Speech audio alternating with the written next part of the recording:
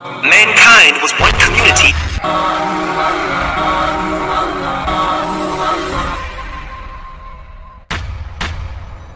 ويعلمهم الكتاب والحكمة ويزكيهم. আসসালামু আলাইকুম। আজিৰ এটি গুৰুত্বপূৰ্ণ বিষয় আপোনালোকলৈ লৈ আহিছোঁ। এটি শব্দ, এটি নাম, যাৰ সহায়ত আমাৰ এই অসমখনতো এটা চক্ৰই বিভিন্ন ধৰণৰ অপপ্ৰচাৰ চলাই আহিছে আৰু এই শব্দটোৰ নাম লৈ, এই নামৰ সহায় লৈ নিজে ভোট ভিক্ষা কৰি আহিছে, ভোট খুজি আহিছে, ভোট মাগি আহিছে আৰু ফলত সিহঁতে যথেষ্ট পৰিমাণে সফলতাও লাভ কৰিছে। আহক আজি কোৰাণত শেষ নবী, শ্ৰেষ্ঠ নবীৰ শেষ আকাশী গ্ৰন্থত কাফিৰ কাক কোৱা হৈছে, আজিৰ দিনত কাফিৰ কোন, বা আজিৰ এই বৰ্তমান সময়ত ভাৰতবৰ্ষত বা আমাৰ অসমত আমাৰ মুছলিমৰ বাহিৰে যিসকল বিভিন্ন ধৰ্মৰ আমাৰ ধৰ্মীয় ভাইসকল ইয়াত বসবাস কৰি আছে, সেইসকলক কাফিৰ কোৱা হৈছে নেকি? আজি প্ৰথম পৰ্বত আমি আলোচনা কৰিব ওলাইছোঁ যে ইছলামত কোৰাণ হাদিছৰ ভাষাত প্ৰকৃততে কাফিৰ কোন, আজিৰ দিনত কাফিৰ কোন, সেইটো দ্বিতীয় পৰ্বত আমি আলোচনা কৰিম। প্ৰিয় শ্ৰোতা, কাফিৰ শব্দটো বিভিন্ন ভাষাত ব্যৱহাৰ কৰা হৈছে, বিভিন্ন ধৰ্মৰ গ্ৰন্থত এই কাফিৰ শব্দটো ব্যৱহাৰ হৈছে আৰু কাফিৰক সম্বোধন কৰি বিভিন্ন কথা, বিভিন্ন আদেশ নিৰ্দেশনা দিয়া হৈছে, বিভিন্ন বেলেগ বেলেগ নাম ব্যৱহাৰ কৰা হৈছে। খ্ৰীষ্টান ধৰ্মৰ মতে কাফিৰ শব্দ ইনফিডেল বুলি কোৱা হৈছে, যাক ইংৰাজীতেও ইনফিডেল বুলি কোৱা হয়। ইয়াৰ শাব্দিক অৰ্থ অবিশ্বস্ত। ই এনে এটি শব্দ যাক নিৰ্দিষ্ট ধৰ্মসমূহে সিহঁতৰ নিজস্ব ধৰ্মৰ কেন্দ্ৰীয় তত্ত্ববোৰত অবিশ্বাসৰ অভিযোগত অইন ধৰ্মৰ সদস্যৰ বাবে বা অপ্ৰয়োজনীয়সকলৰ বাবে হয় বা ব্যৱহাৰ কৰা হয়। কিন্তু খ্ৰীষ্টান ধৰ্মত কাফিৰ শব্দৰ সমাৰ্থক হিচাপে ইনফিডেল শব্দ ব্যৱহাৰ কৰা হয়।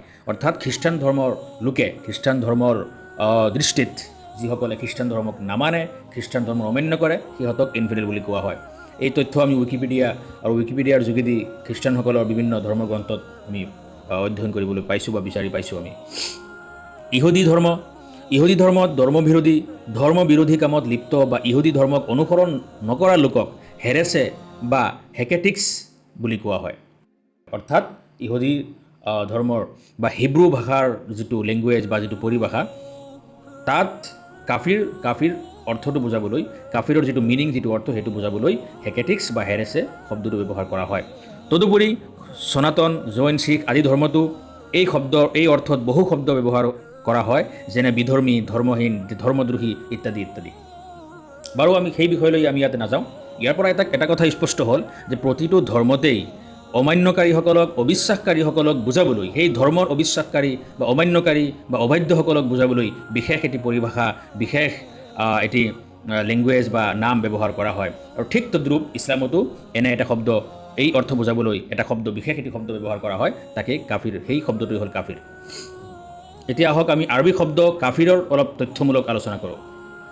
আৰবী অভিধানগত আৰু ব্যাকৰণগত বিশ্লেষণ প্ৰথমে কৰিব ওলাইছোঁ। ব্যাকৰণৰ ভাষাত কুফৰ, ইয়াৰ মূল ধাতু হ'ল কুফৰুন, অৰ্থাৎ যাৰ অৰ্থ অস্বীকাৰ কৰ, আৰু ইয়াত কাফাৰা অৰ্থাৎ কাফ, ফা, ৰা, এই তিনিটা আখৰেৰে এটি ধাতু প্ৰস্তুত হৈছে। এটি ফেল, এটি ক্ৰিয়া, এটি ভাৰ্ব মানে গঠন হৈছে, আৰু এই ভাৰ্ব আৰু ক্ৰিয়াৰ অৰ্থ হ'ল অস্বীকাৰ কৰিছে বা অস্বীকাৰ কৰা। এতেকে যোনে এই ক্ৰিয়াটো কৰিব, এই ক্ৰিয়াত যোনে নেকি লিপ্ত হ'ব, যোনে এই কামটো কৰিব, সি হ'ব কৰ্তা, অৰ্থাৎ তাক আমি কাফিৰ বুলি ক'ম, যাৰ অৰ্থ হ'ব অস্বীকাৰকাৰী। এতেকে কাফিৰৰ অৰ্থ হ'ল অস্বীকাৰকাৰী। কুফৰৰ অৰ্থ হ'ল অস্বীকাৰ কৰা আৰু কাফিৰৰ অৰ্থ হ'ল অস্বীকাৰকাৰী। অৰ্থাৎ অস্বীকাৰ বা অকৃতজ্ঞতা বা গোপন কৰা কাৰ্যত লিপ্ত লোকক কাফিৰ বুলি কোৱা হয়। অকৃতজ্ঞতা বা গোপন কৰাৰ অৰ্থটো এইকাৰণে কোৱা হ'ল যে পবিত্ৰ কোৰাণৰ বিভিন্ন ঠাইত কুফৰৰ অৰ্থ কেতিয়াবা অকৃতজ্ঞতা আৰু কেতিয়াবা গোপন কৰা হৈছে, ব্যাখ্যা কৰা হৈছে। এই বিষয়লৈ পিছত ব্যাখ্যা আহি আছে। এতিয়া অভিধানত কাফিৰ শব্দটো গঠন কেনেকৈ হ'ল এইটো আগতে চাই লওক অলপ। কাফিৰ শব্দটো এক বচন, পুংলিংগ, আৰু ইয়াৰ বহু বচন হ'ল কাফিৰুনা বা কাফিৰিনা। তাৰপিছত আৰু এটা বহু বচন আছে, সেইটো হ'ল কাফাৰা, অৰ্থাৎ তিনিটা আমি বহু বচন বিচাৰি পালোঁ, কাফিৰুনা, কাফিৰিনা আৰু কাফাৰা।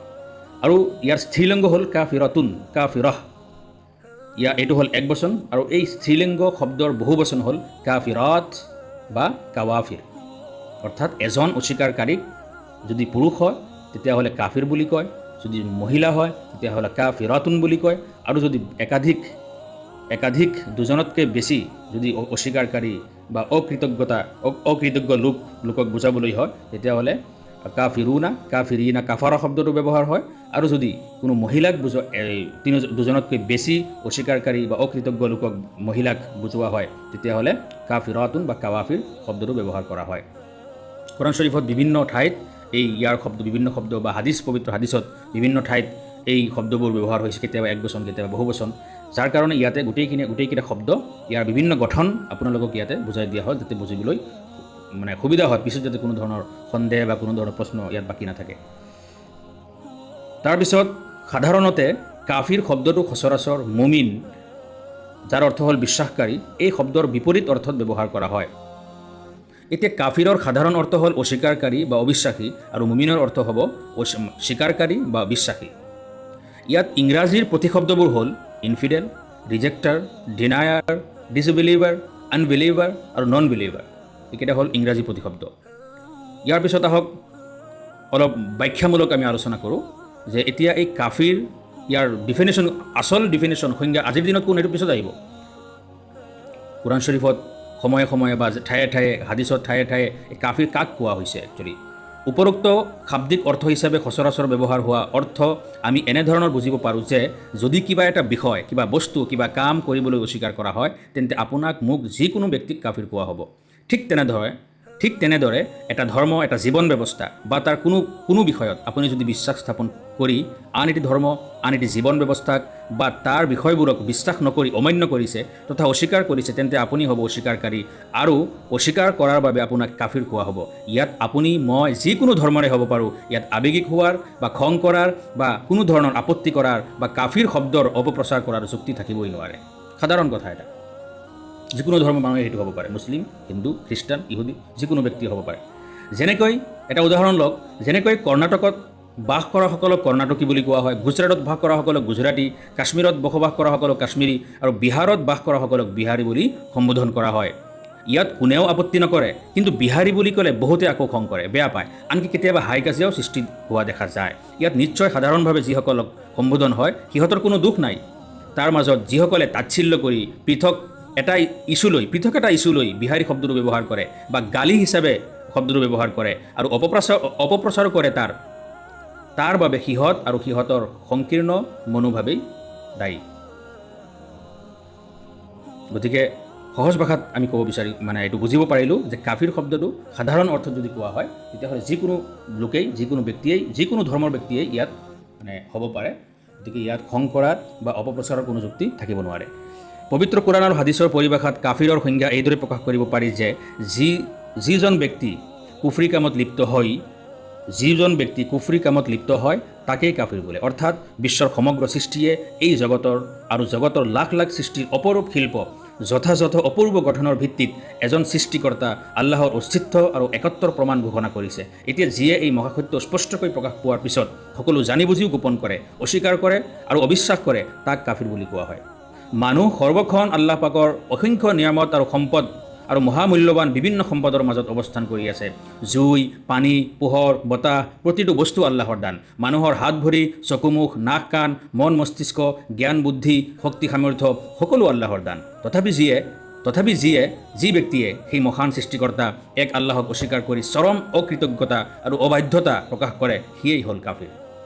পবিত্ৰ কোৰাণে কাফিৰৰ কথা উল্লেখ কৰি বৰ্ণনা কৰিছে, নিশ্চিতভাৱে যিসকল কাফিৰ হৈছে সিহঁতক সত্যৰ প্ৰতি বাৰম্বাৰ আহ্বান জনোৱাৰ পিছতো অস্বীকাৰ কৰিছে। সিহঁতক আপুনি ভয় প্ৰদৰ্শন কৰক বা নকৰক, একো আহে আৰু নাযায়, তেনে কৰা বা নকৰা সমান। সিহঁতে ইমান গ্ৰহণ নকৰে। সূৰা বাকাৰা আয়াত নম্বৰ 6। পৰৱৰ্তী আয়াতত ঘোষণা কৰে আকৌ, আল্লাহে সিহঁতৰ অন্তৰ আৰু কাণসমূহ বন্ধ কৰি দিছে আৰু সিহঁতৰ চকুবোৰ পৰ্দাৰে ঢাকি দিছে আৰু সিহঁতৰ বাবে প্ৰস্তুত কৰা হৈছে কঠোৰ শাস্তি। সূৰা বাকাৰা আয়াত নম্বৰ 7। এতিয়া কোৰাণ হাদিছৰ দৃষ্টিত আমি কাফিৰৰ সংজ্ঞা আমি বিচাৰি পালোঁ, আমি বুজি পালোঁ। এতিয়া পৰৱৰ্তীত আমি বুজিবলৈ চেষ্টা কৰিম যে আজিৰ দিনত কাফিৰ কোন হয়। আজিৰ দিনত কাফিৰ কোন?